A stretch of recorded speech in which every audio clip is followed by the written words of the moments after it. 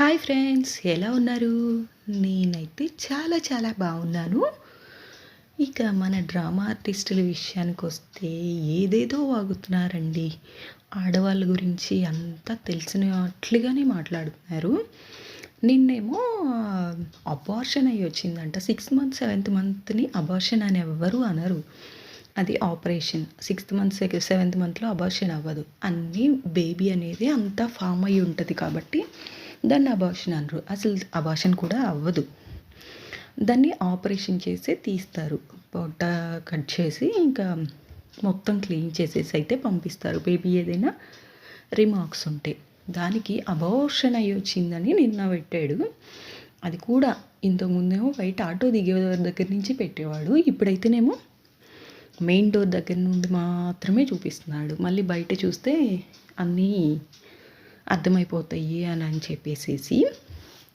అయితే అసలు 6వ నెల 7వ నెల వాళ్ళు ఇంకా డెలివరీ అయినట్లే చేస్తారనమాట అన్నీ.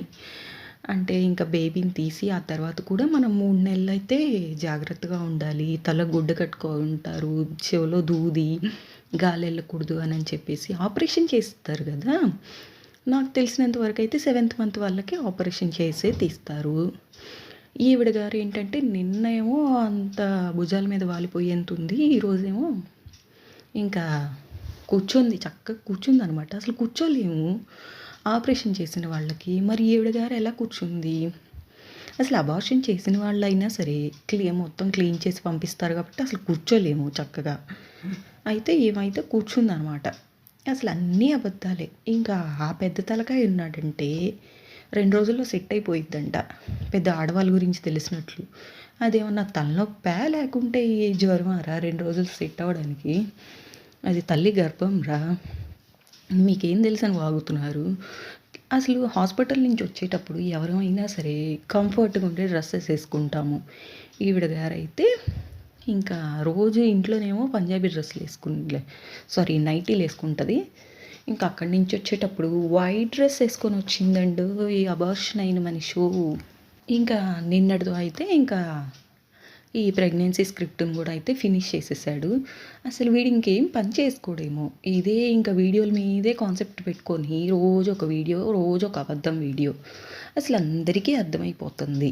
అసలు నిన్న హాస్పిటల్ నుంచి తీసుకొచ్చి ఆ కుర్చీలో వేశారు, ఈరోజేమో చక్కగా కూర్చొని నీట్గా ఉందన్నమాట. అసలు అబార్షన్ అయ్యి అలా ఉండేవాళ్ళు ఎంత డల్ అయిపోతారో ఫేస్లోనే అసలు అర్థమైపోయింది. అలా ఉంటుంది. ఈవిడ గారైతే ఇంకా పిల్లల్ని కూడా మీద ఎక్కించేసుకుంటుంది. మరి ఆపరేషన్ చేసిన వాళ్ళ మీద అలా ఎక్కించుకుంటారు? 1 నెల వరకన్నా జాగ్రత్తగా ఉండనిస్తారు కదా. ఇంకా వీడేమో అమ్మ దగ్గరికి వెళ్ళవోకండరా అంట. ఇంకా తెలిసి తెలియని పిల్లలకి చెప్తున్నాడు. వాళ్ళకి ఏం అర్థమైద్దని చెప్తున్నాడు, అన్నీ తెలుసు అన్నట్లు బిహేవ్ చేస్తాడు. అసలు ఆ పిల్లలు చూడు వీడియోల్లో ఎలా చూస్తున్నారు కెమెరా పెట్టగానే వాళ్ళని. అసలు కెమెరా చూపించద్దు అని ఎంతోమంది మొత్తుకుంటున్నారు. అయినా కానీ వాడు చేయాలనుకుంది వాడు చేస్తూనే ఉంటాడు. ఆ పిల్లల కళ్ళు ఇప్పటి నుంచే దెబ్బతింటాయి. అసలు అయినా ఆ పిల్లలకి వీడు ఏం నేర్పిస్తున్నాడో అయితే అర్థం కావట్లేదు. అసలు పసిపిల్లలుగా ఉన్నప్పుడు ఇప్పటి నుండి మనం పేరెంట్స్ ఏం చేస్తుంటే అదే కరెక్ట్ అనుకొని వాళ్ళు కూడా ఫాలో అయిపోతారన్నమాట. ఎవరైనా సరే అది సహజం. వీడు మాత్రం ఆ పిల్లలకి ఏం నేర్పిస్తున్నాడో అర్థం కావట్లేదు. మాట్లాడితే కెమెరా చూపిస్తాడు, వాళ్ళ ముందు పద్దకు ఏడుపు మొహాలు, కష్టాలు, అది ఇది అని వాగుతూనే ఉంటాడు.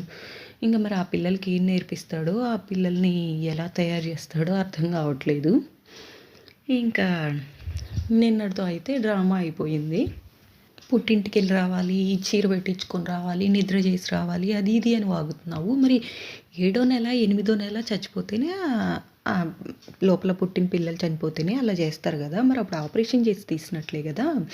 వాళ్ళు కూడా పిల్లల్ని కనిన వాళ్ళకి లాగే సేమ్ ప్రొసీజర్ అయితే ఫాలో అవుతారు నాకు తెలిసి. మా రిలేటివ్స్లో కూడా ఉన్నారు, అలా నేను చూశాను. అసలు వాళ్ళైతే ఇంకా నీళ్ళల్లో చేతులు పెట్టకుండా 3-4 నెలలు అలా జాగ్రత్తగా ఉంచారు. ఇప్పుడు నిన్న పేషెంట్ని ఇంటికి తీసుకొచ్చారు. చపాతీ చేశాడంట, కారాలు చేశాడంట. మరి అబార్షన్ అయ్యి ఆపరేషన్లు అయ్యి వచ్చిన మనిషికి ఆ కారాలు చపాతీలు పెడతారా? బాగా ఎలాంటి ఫుడ్ పెడతారు? అది కూడా అసలు ఏంటో ఒక వ్లాగ్ లాగా చపాతీ, రసం, పాలు అని సోది సోది చెప్తున్నాడు. ఏం మాట్లాడాలో అర్థం కావట్లేదనమాట వాడికి. కానీ వీడియో పెట్టాలి. ఏం పెట్టాలో అర్థం కాక ఇంక ఇలా అయితే ఏదేదో పిచ్చి పిచ్చిగా వాగేస్తున్నాడనమాట. వీడు ఇంకా మారడు. ఓకే ఫ్రెండ్స్, ప్లీజ్ లైక్ చేయండి, కామెంట్ చేయండి, సబ్స్క్రైబ్ చేసుకోండి. Thank you for watching. Bye bye.